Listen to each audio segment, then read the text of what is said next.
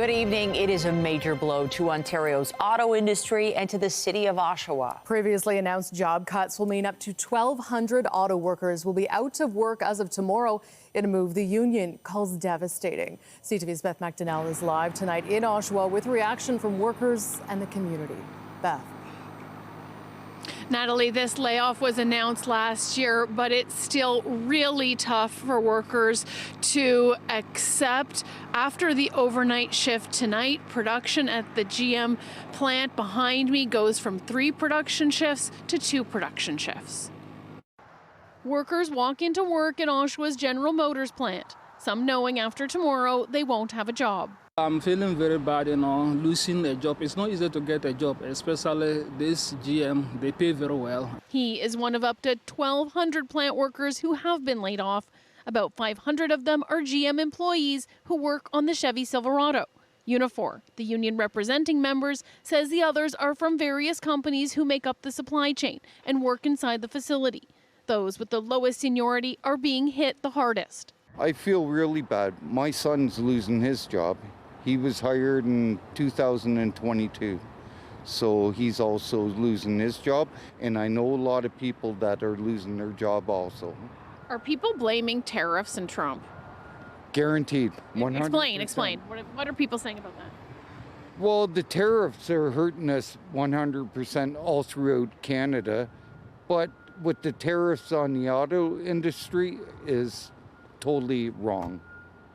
It affects too many people. The plant is going from 3 shifts of production to 2 shifts. Unifor says the truck was launched in 2021, the 3rd shift added to pick up extra demand.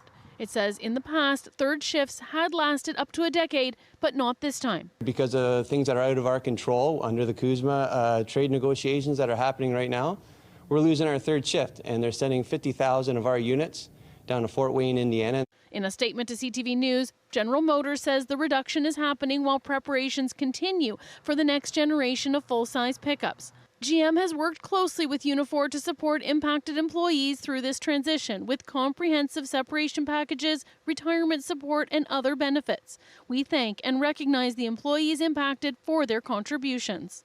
Oshawa's mayor says he's confident a solution will be found. It's just devastating that it hasn't come as of today. We've got to find another product to bring inside the plant. Many laid off don't know what they're going to do. Feeling bad because you got bills to pay, you got your family to take care of. The final 3rd shift runs until 6:30 Friday morning.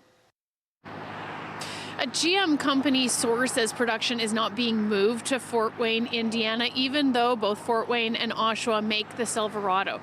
Here in Oshawa, they make the light and heavy duty trucks. In Fort Wayne, they just make the light duty trucks. And the GM company source says it's a different production mix down there. Reporting live, I'm Beth McDonnell. Michelle and Natalie, back to you. Thank you, Beth. And these developments are not good news for the auto industry, which is struggling in the wake of the U.S. tariff war. The premier today called the cuts disappointing, but insists the province has a plan to support impacted workers. CTV's Queen's Park Bureau Chief Siobhan Morris has more.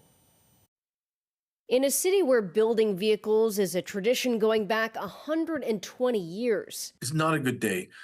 We've had a string of them and we've become, I think, sometimes desensitized to them. It's very disappointing. Ahead of a meeting with other premiers and the Prime Minister, Doug Ford insists there is a plan. We're going to make sure that they have opportunities in the defense sector, life science sector. A fulsome federal auto industry strategy is expected next month. We have to get rid of the EV mandate to make ourselves more competitive. And seeking out new partners, new investments. Chasing as hard as we can for other companies that could take advantage of the skill set that the Canadian auto worker community has. This week, Ottawa signed a memorandum of understanding with South Korea. 2 sources tell CTV News it includes talks to bring manufacturing here for brands like Hyundai and Kia. Those 2 automakers produce about 250 or sell about 250,000 cars in Canada, and they don't build any here at all. A distant glimmer of hope for people caught in the middle of a tariff war. People that lost a job at GM or Stellantis in Brampton there should be a priority hiring them first. But a volatile president may have Korean automakers looking over their shoulders. $3-4 billion investment in the Canadian market right now isn't exactly going to help the image in the United States, and it might put a target on your back south of the border. Siobhan Morris, CTV News. Just ahead, Mother Nature puts the Science Center's roof to the test. Why critics say the record-breaking snowfall proves that the beloved building never needed to close. But first, let's go outside for a live look at that wintry weather. Beautiful sunset there. A lot of snow remains in this city, and although it was sunny out there today, it sure was cold. Jessica Smith is here with a look at the current conditions. Jess, we have a frigid night ahead. We do, and we're looking at wind chill values that are not out of the ordinary, but they are definitely unwelcome, and we will feel into the -30s tonight, so keep that in mind. People still want to get out and get active in the winter months, but you really have to do it safely and check on the more vulnerable people in our population, and also be careful bringing pets outside. Wind chill values in that -30 to -38 range, depending on where you are in southern and eastern Ontario as we head through the rest of our evening. We're looking at temperatures right now between -13, -18, and then we factor in that wind chill, it is significantly fresher. As we head through the overnight hours, -23, feeling like -31. There is hope, though, heading into the horizon, but those details in a moment. Right now, back over to Michelle and Natalie. Thank you, Jessica. Well, the cleanup continues from Sunday's record-setting snowfall, with sidewalks still an area of concern across the city. City staff say they are responding to more than 3,000 calls for service every day requesting snow clearing. CTV Sean Leithong is live outside tonight with more. Sean. Natalie, Michelle, you can see behind me some work being done along Kipling. This has been happening all day. Slowly, they're opening up a live lane of traffic. That's something the city's been doing throughout the city, and it will take time. Whether it's in your own backyard or on major city streets, Toronto is still cleaning up from the record-breaking snowfall. Can I ask you how the work is today? Good, going well. Some of the city's 1,500 staff tasked with digging us out from under 50-plus centimeters were freeing up a lane of traffic along Kipling today. Even though it's been a few days, Kevon Elengakawan appreciates that snow's being cleared from in front of his home. It hasn't been the best, but I mean, there's been snow everywhere, so it's understandable that it would take a while to plow. Some others are surprised just how long it takes to clear this massive pileup. Confusing, considering this is Canada and this is just how it is every time. According to the city, the focus is turning to removal on residential streets, working round the clock. As some cars remain buried, the city will give 24 hours notice before clearing roads with on-street parking. As snow removal kicked into high gear yesterday, the city said their focus turned to clearing sidewalks after receiving thousands of calls to 311. Clearly, there's a gap in our performance around sidewalks, and we're hoping to improve that over the next 24-hour cycle. And with Toronto now entering a deep freeze, any hope of melting is on hold for at least a week or more. Dave Deeks had been away, and he's just getting to snow clearing today. It's a lot of work, and I'm looking at it thinking the snowblower helps, but there's a lot of cleanup. Temperatures are set to drop below -20 overnight, and crossing guard Rick Graham says electric gloves aren't the only thing he needs to battle the cold. Yeah, you got to keep your spirits up. You really do, because it's not the nicest weather. The cold and the snow will be here for some time, so the city is asking for patience.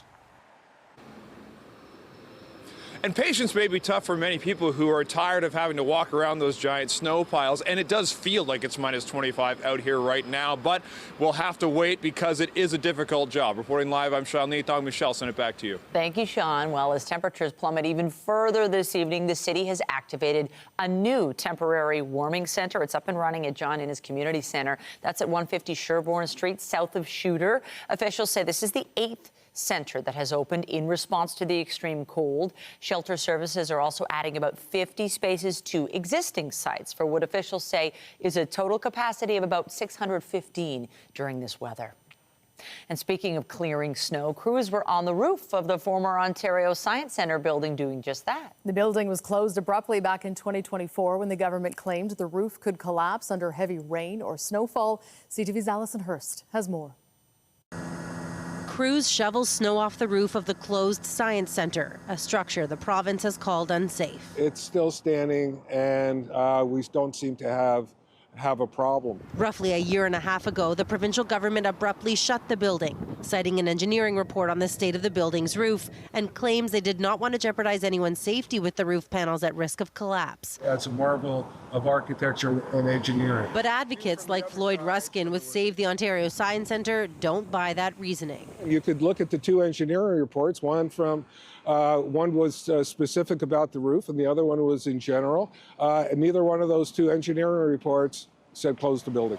Since its closure, the building weathered record rainfall in 2024 and Sunday's record-breaking snowstorm that saw more than 50 centimeters accumulate in a single day. It costs vastly more to build a new science centre at Ontario Place than just to conduct the maintenance that was suggested in the engineering report. Premier Doug Ford was asked about the Science Centre's roof on Monday. Well, I had two independent engineering firms telling me it'd be dangerous, and when there's children in there and saying there's a possibility of the roof collapsing, I'm not going to chance having children in there. The roof of the Science Centre clearly has more integrity than the Ford government itself. Toronto councillor Josh Matlow recently moved a motion to get the city access to the building to ensure that it's being maintained. We don't want to see the building start to deteriorate due to neglect. I want to make sure that we can have an independent assessment.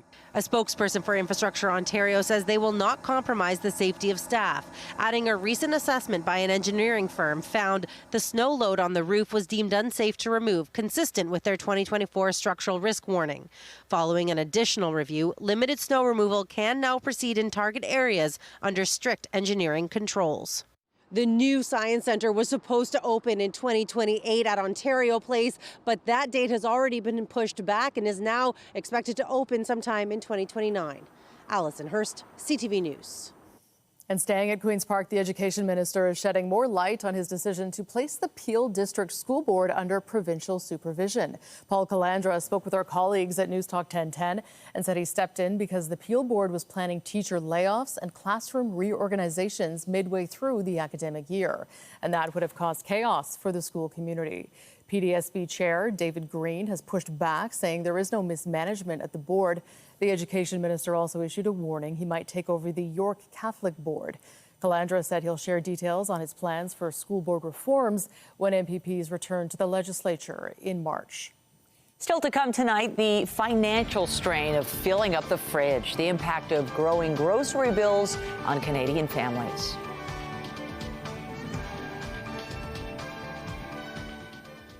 Durham police have asked Ontario's Law Enforcement Complaints Agency to step in after a lawyer claimed she was violently assaulted by officers at Oshawa's courthouse last week. Defense lawyer Sudeen Riley says uniformed officers challenged her presence in an interview room where she was catching up on work after finishing a trial. She says officers then slammed her head into a desk, dragged her out in handcuffs, and hauled her to the courthouse's basement cells. Durham police say they arrested Riley under the Trespass to Property Act and were investigating. Canada's Criminal Lawyers Association says it wasn't appropriate for the police to investigate themselves. The province's Special Investigations Unit says it was informed of this incident but hasn't invoked its mandate as there was no serious injury under its definitions. Durham's police chief asked the Law Enforcement Complaint Agency to assume carriage of this matter. And Durham police added in a statement for both the integrity of the investigation and to relieve any concerns, the officers involved have been reassigned to duties that do not include courthouse security. However, they are entitled to due process during this investigation as required by law. Citing a surge in hate activity, Durham Region has launched a new online reporting system. Officials pointed to figures showing a 77% increase in hate-motivated crimes and incidents in Durham Region between 2023 and 2024. While the Durham Police Hate Crime Unit continues its work, the new online system is run by local victim services. It promises an alternative for those who can't or don't want to talk to police.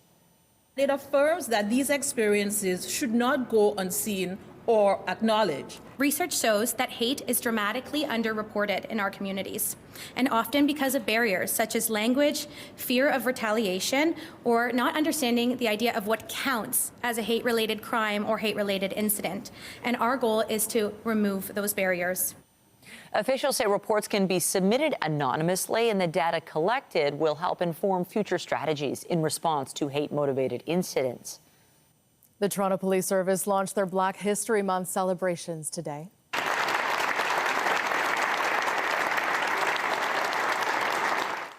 The late Constable Gloria Bartley, who became the first Black female police officer in Toronto in 1960, was posthumously awarded the Terry James Trailblazer Award. Her family accepted it on her behalf. The lobby of Police HQ was filled with dignitaries and other guests this morning for the kickoff. Relationships strengthened through our Neighborhood Community Officer Program, which we've recently expanded and are committed to continue to grow. And relationships built through programs focused on empowering and supporting young people, our next generation of leaders.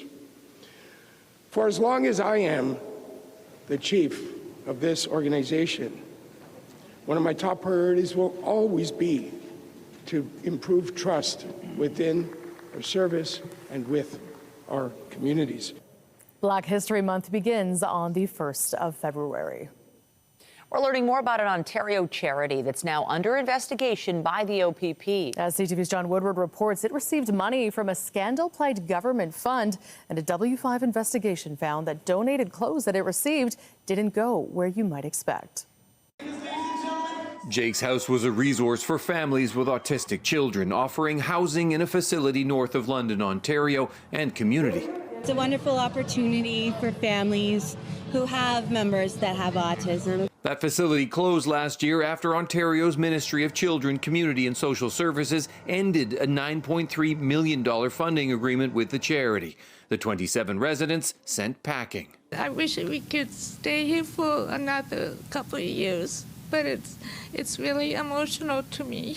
Exactly why that funding was pulled was a mystery then, but this week it emerged that Ontario's Treasury Board Secretariat had conducted an audit and referred its findings to the Ontario Provincial Police, which said in a statement they were looking into transfer payments from the ministry, including finances and contracts. Founders Irenka and David Bodanis didn't return CTV's messages for comment. Last year, the charity's executive director insisted she knew of no good reason to be concerned about its finances. We've done a lot of really good things here at the home, and it's absolutely heartbreaking. At the time, Jake's House was also receiving $3.5 million from Ontario's Controversial Skills Development Fund, the same fund under a microscope by the legislature's Integrity Commissioner, looking into whether Labour Minister David Piccini played favourites while doling out grants to his party's friends and donors. It's the second police investigation into a Skills Development Fund recipient. Jake's House was also featured in a W5 series in 2024, looking into clothing donation bins. Through tracking, W5 found that a company collecting donated clothes on the charity's behalf packaged and sold them in bales, some ending up as far away as North Africa. Ontario's opposition leader accusing the province of failing to do proper due diligence into organizations before committing millions of dollars. A government spokesperson says it acted when its standards weren't met, saying the active investigation into this organization demonstrates that these accountability processes are working. Jake's House had plans to reopen. Now its operations are controlled by a receiver in a process supervised by Ontario's Superior Court. John Woodward, CTV News. A new poll backs up what many Canadians have known for a while now. The #1 expense draining their pocketbooks is paying for groceries. The Nano survey highlights just how much affordability is taking a toll. CTV's Alex Carpa now on the stats and the effect on spending habits. Hard to make decisions. A trip to the grocery store is not an easy one for Ben Nye. It's really expensive here. Soaring prices at checkout are forcing him to carefully consider what meals he can afford to make. That's not bad. $4.99. Being currently unemployed and searching for work has made it a struggle to pay the bills. As a consumer, we're being hit hard, and it's being difficult for us to actually be able to afford anything anymore. Nye has even resorted to selling many of his things just to cover costs. It's difficult trying to make ends meet. Like Ben, many are feeling the impacts of rising grocery prices. A new survey finds that the biggest concerns around costs for Canadians is right here at the grocery store. A new Nanos research poll for CTV News finds grocery prices worry Canadians more than housing costs as inflation continues to rise.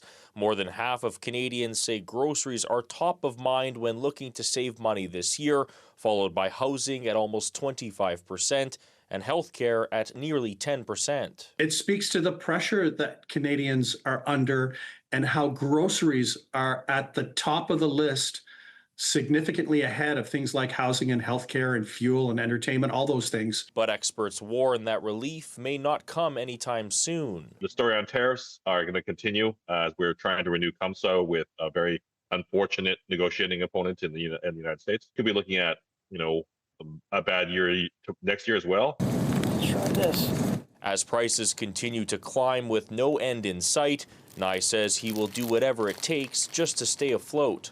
Alex Carpa, CTV News, Winnipeg.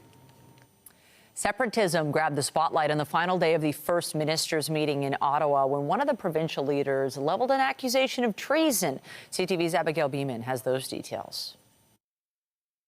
Our country is more united, ambitious, and determined than it has been in decades. All premiers and the Prime Minister around the table in Ottawa, but that message of unity is infringed on by a Financial Times report. The Alberta separatism movement has been meeting the Trump administration and is seeking $500 billion in credit in the event of a successful referendum. To go to a foreign country and to ask for assistance in breaking up Canada, there's an old-fashioned word for that, and that word is treason.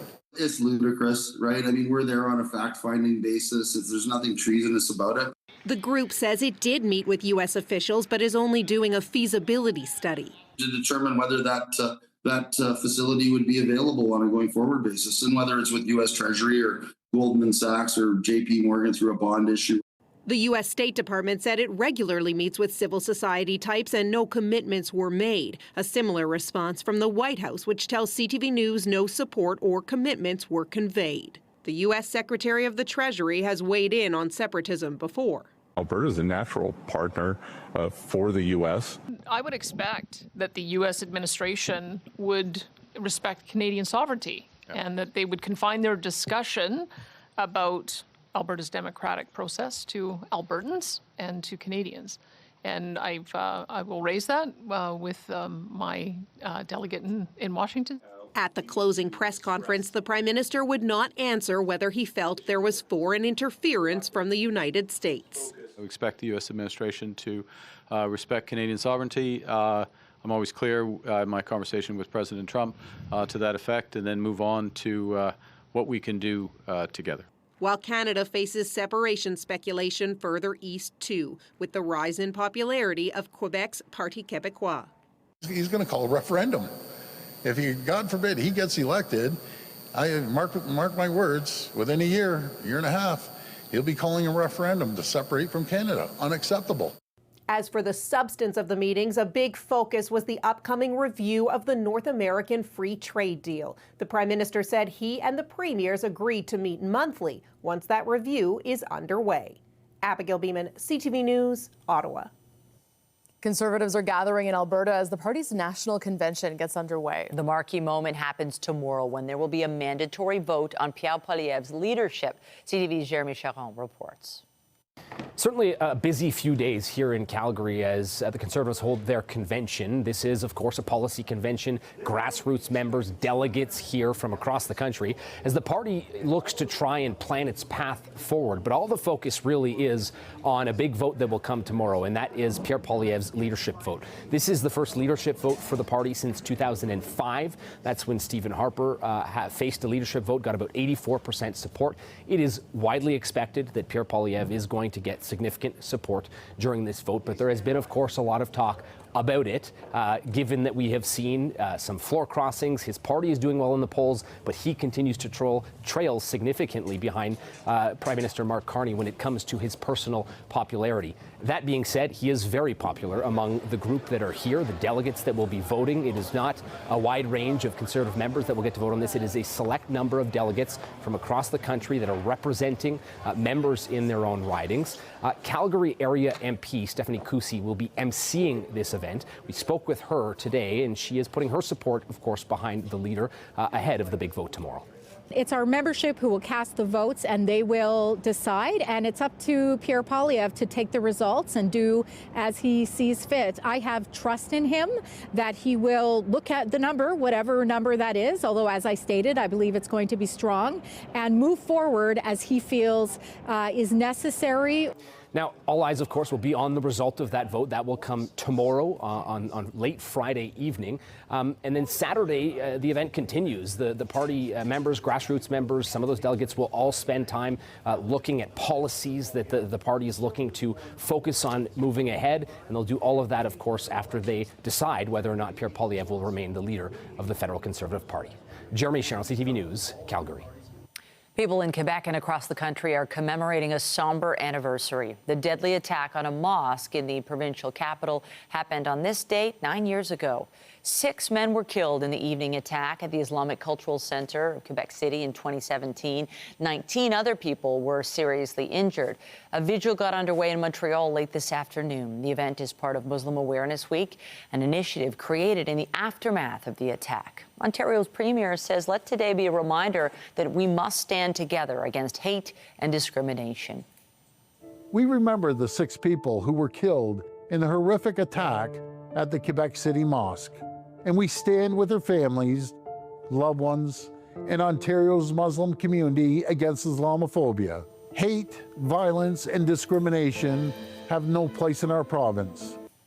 The lone gunman pleaded guilty to murder and attempted murder charges and was sentenced to life in prison. He is not eligible for parole for 25 years. A Canadian mining company says 10 workers have been abducted from one of its sites in western Mexico. The Vancouver-based firm Vizsla Silver says information remains limited and an investigation has begun. Local authorities have also been notified. A Vizsla spokesperson declined to say whether any of the kidnapped employees are Canadian. Their abduction was originally reported to Mexican authorities on Saturday.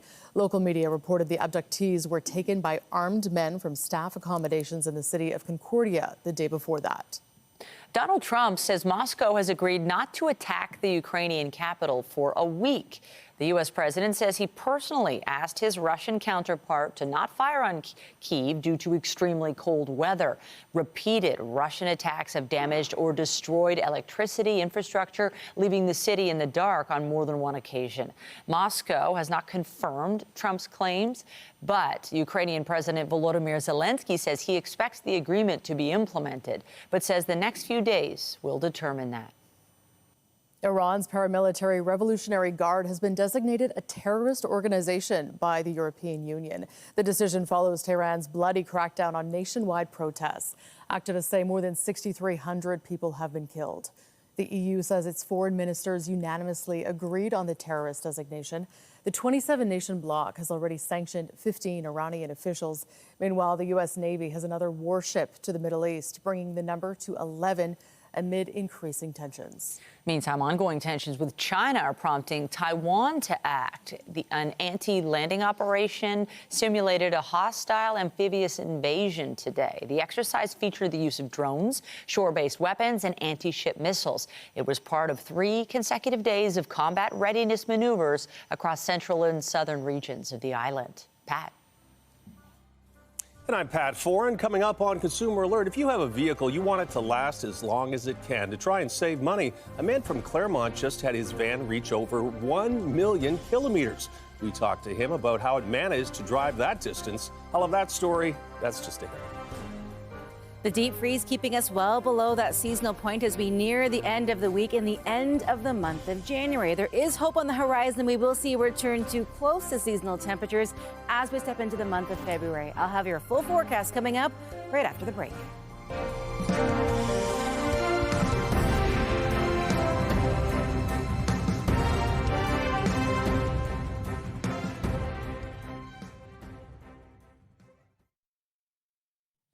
Buying a new vehicle these days is expensive, which is why you want to make yours last as long as you can. A CTV viewer just set an impressive milestone with his van, which topped more than 1 million kilometers. Here's Pat Foran in Consumer Alert. Pat. Thanks, Natalie and Michelle. Most drivers are lucky if they can get their car to go to 300,000 kilometers. 4 years ago, we met a man when we were doing a story on high mileage vehicles. He said he'd give us a call if his van ever made it to the 1 million kilometer mark, and it just did.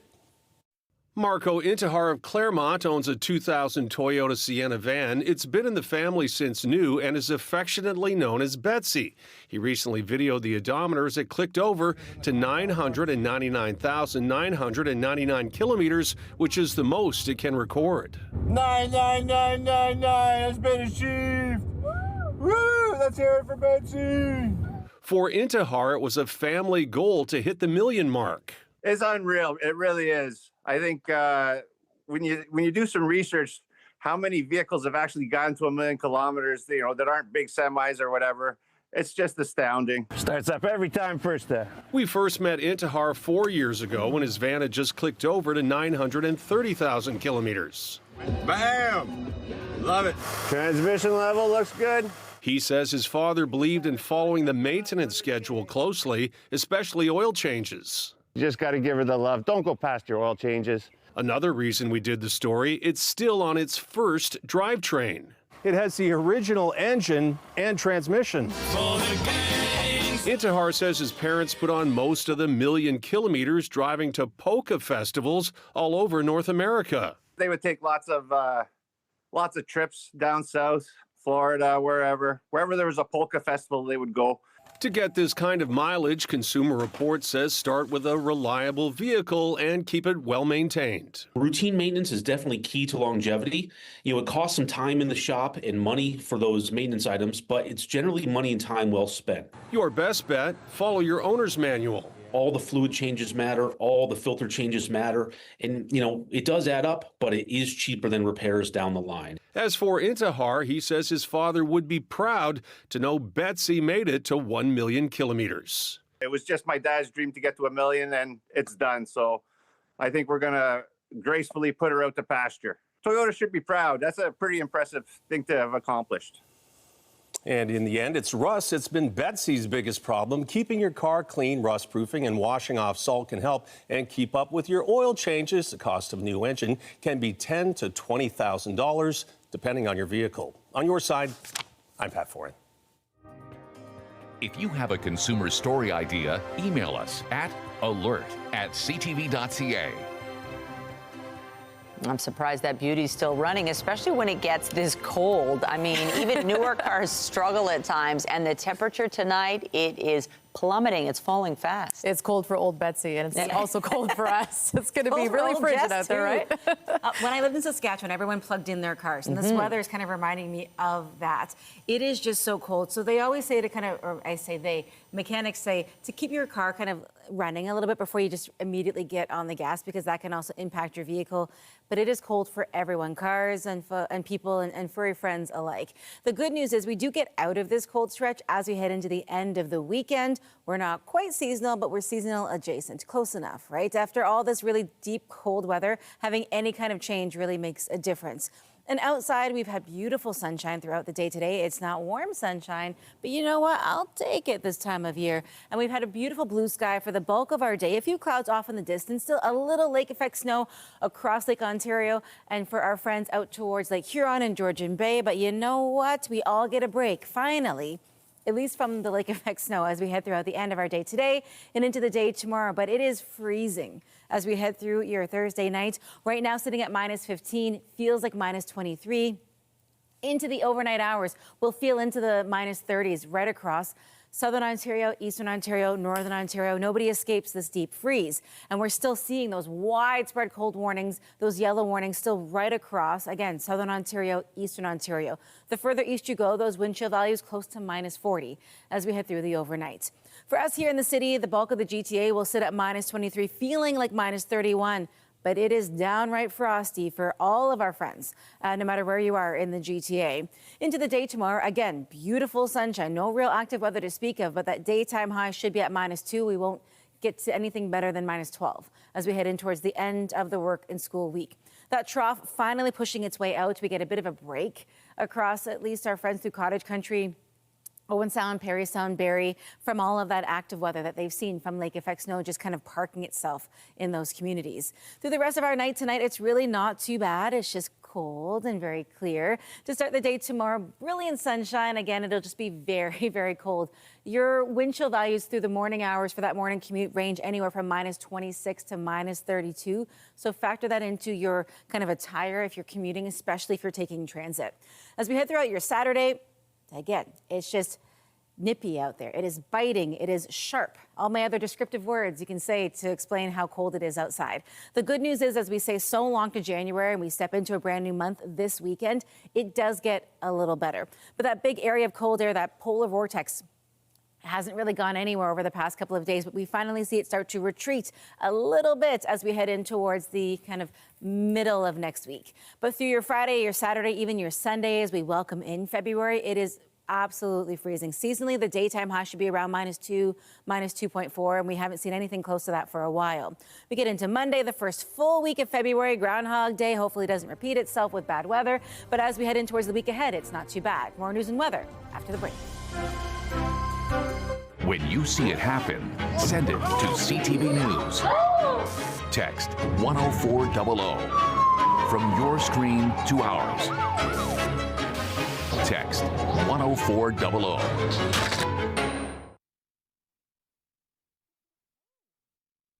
Live next to Ottawa and the red carpet for an event organized by the Canadian Media Producers Association. Tonight's event focuses on the international hit Crave series Heated Rivalry, and it features appearances not just by the creator, but one of the stars, as well as the Prime Minister. We've got CTV's Rachel Aiello live tonight on the red carpet. Rachel, a hot event on a cold night. Yeah, the hottest of events. I am here waiting to see if Hudson Williams, who plays star Shane Hollander, is going to come around that corner any second now, make an appearance on the red carpet. He is clearly the star of the show tonight here in the nation's capital, here to take part in a panel conversation about the show's success, but also what it can set as an example for the industry, Canadian content going forward. A bit earlier on the red carpet, we heard from the Canadian Heritage Minister, as well as showrunner Jacob Tierney, about the value the show has had in sharing Canadian values, Canadian content on a global stage. Obviously, the show has had massive international renowned chatter around ice coolers, chatter around talk shows. It's been a success for Bell Media, which we should say owns CTV News. But also as well, I was speaking with Sophie Nalise, who plays Rose in the show, and she was just saying how in awe and privileged it's been to be part of this production, to have it turn into what it has. And her message, she said, for the policymakers that are going to be in that room attending that panel discussion tonight, is going to be making sure that Heated Rivalry isn't a one-off, and that other Canadian content, Canadian stories can be told and have that much success. Yeah, Rachel, that show is sure making Canada proud. It's being discussed all over the world. And this event tonight, I know there was a little bit of some secrecy around who was going to be there, particularly Hudson Williams, who's one of the two stars who plays Shane Hollander. But now we know he is there, correct? Is he going to be, might we see him anytime soon? No, not even. I hope so. I'm keeping a close eye. But yes, he is here tonight, and it was kept very hush-hush in the lead-up, because while you can't see behind me, the crowds are massive. There are hordes of people, and these are industry officials who are attending this conference who are keen to see him. Obviously, Hudson has had a banner last 2 months since the show debuted, so there was some consideration around ensuring there was privacy maintained and security for him to be able to attend this event, and likewise as well, Prime Minister Mark Carney. And it looks like Hudson is going to be coming around the corner. Let's take a look. Hudson, how are you feeling? So here we have Hudson Williams, who plays Shane Hollander in the Crave hit series Heated Rivalry. There's that Canadian smile. There it is. And how surreal is this? Hudson, how are you feeling tonight? Hold on, don't ask questions. Don't ask questions, please. Hudson, Hudson. Come on in. Here we go together. So here we've got Hudson joined by Sophie Nalise, who plays Rose Landry in the show. She is not only one of the stars, plays Hudson's girlfriend for a portion, no spoilers, but they become friends. These are two Canadian-born actors who have had massive success under this show. Both have participated in other Canadian productions in the past. Here we have joining the showrunners. We've got Jacob Tierney and Brendan Bailey, who are the executive producers behind Heated Rivalry. You're good? I love that.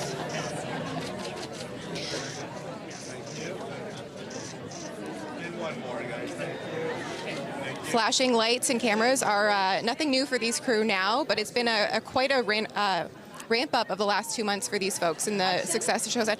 Hudson. All right. Well, seems Shane Hollander doesn't feel like chatting tonight. But it looks like the Prime Minister is going to be coming around the corner. Stay tuned.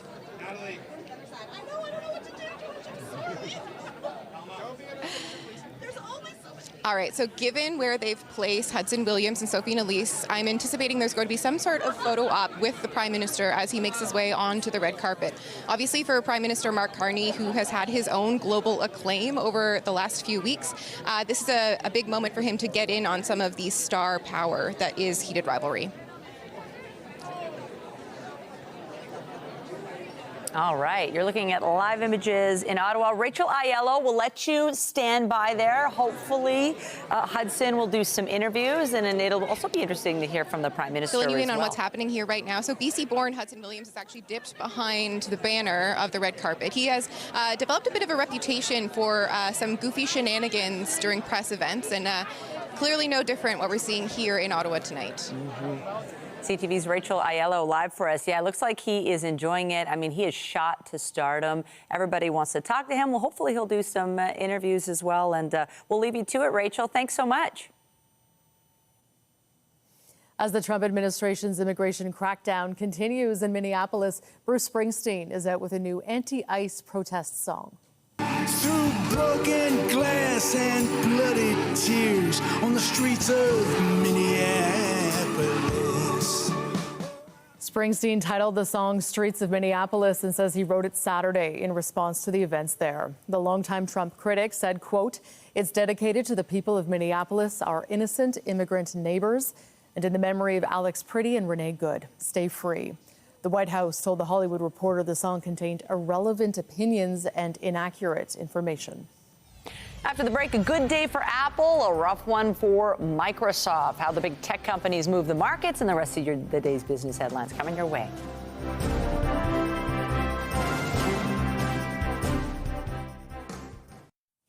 There is a dramatic change in how much Canada imported versus how much it exported late last year.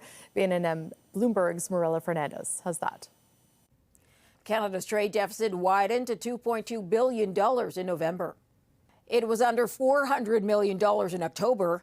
Total exports were down 2.8%, with a big drop-off of unwrought gold shipments to the UK, the US, and Hong Kong. Exports of vehicles and parts also dropped, reaching their lowest point in 3 years. A shortage of semiconductors is impacting vehicle production in Canada. Apple's iPhone 17 is crushing it. The company's revenue in its latest quarter, that included Christmas, jumped to a record of almost $144 billion US. A big chunk of that is coming from iPhone sales. The CEO, Tim Cook, calls the demand simply staggering. Profits are up at Rogers Communications thanks to the Toronto Blue Jays. Their playoff run that landed the team in the World Series helped push Rogers' fourth quarter profit to $743 million, almost $200 million more than the same quarter in 2024. Here are the closing numbers for the day. The Canadian dollar is up to 74.09. West Texas Intermediate up over $2 to 65.30. Western Canadian Select up almost $1.50 to 48.56. And the TSX lost 159 points today, but is still above 33,000. Those are your business headlines. I'm Marilla Fernandez. The Business Report is brought to you by Canadian Western Bank, the bank built for business. We have breaking news on tariffs. Donald Trump is threatening Canada with additional levies. The U.S. president said his country will be decertifying Bombardier Global Express and all aircraft made in Canada until American aviation company Gulfstream is fully certified. And if the situation is not immediately corrected, he will charge Canada a 50% tariff on all aircraft sold into the United States. In other news, while some of its fellow tech giants surged on the stock market today, the same could not be said for Microsoft. Share values tumbled by around 10% as of the close. That's despite stronger profit and revenue for the latest quarter than analysts expected. Investors instead focused on concerns Microsoft won't deliver enough returns to make up for record spending on artificial intelligence. Porter Airlines is changing up its route map as the island airport prepares for more flights south of the border. The airline's summer schedule includes a flight to Nashville International Airport from Billy Bishop. Officials say the route will benefit from a new pre-clearance facility at the island airport, and Canada will also launch its first U.S. routes from the travel hub once it becomes possible for travelers to go through those border checks before takeoff. Growing friction over the independence push in Alberta. There's an old-fashioned word for that, and that word is treason. The Canadian reaction from a meeting between separatists and the Trump administration. Full details tonight at 11, also on Crave and at ctvnews.ca. Get Toronto's top stories, breaking news alerts, and watch live. Download the CTV News app. If you're planning on skating tonight or doing anything at all outside, you better be moving. You need body heat. It is insanely cold. I'm looking at that Zamboni driver right now. It's going to be minus 32 overnight with the wind chill, so cover up. It does something to your brain, I think, the first time you see those types of wind chill values. But honestly, guys, we are going to get through it, as we always do every single winter season. But tonight is going to be tough. The good news is no active weather to speak of, just those frigid, downright deep freeze temperatures. Right now, minus 15, feeling like minus 23. Overnight, it is going to be cold. We are still under that extreme cold warning right across southern Ontario into eastern Ontario. It gets a little better tomorrow, and then we get to that point where we're almost seasonal. Oh, nice. Almost. Okay. Okay. Where did that minus 3 go? Now it's minus 5. It's getting colder on a nice warm day. That's it for us, but be sure to join Omar Sachedina tonight at 11 for CTV National News, followed by Zariah Allman with our next local news guest at 11:30. In the meantime, our coverage continues anytime on CB24 and online at ctvnewstoronto.ca. For Jessica Smith and the whole team here, thanks for watching. Have a good night. Stay warm.